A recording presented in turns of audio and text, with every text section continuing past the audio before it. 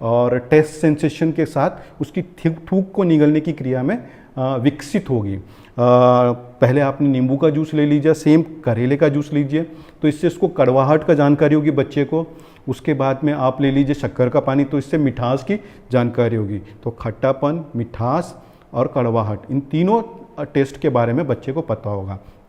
इसके अलावा आप हनी ले सकते हैं, शहद सबके घरों में होता है। शहद को आप बच्चे के होठों के आजू बाजू में लगा दीजिए, शहद को इस कॉर्नर में लगा दीजिए, इस कॉर्नर में। तो बच्चा क्या करेगा, मीठा है तो उसको अच्छा लगेगा वो टेस्ट, और वो क्या करेगा, इस तरीके से जीभ को निकाल के उस शहद को अंदर लेने की कोशिश करेगा।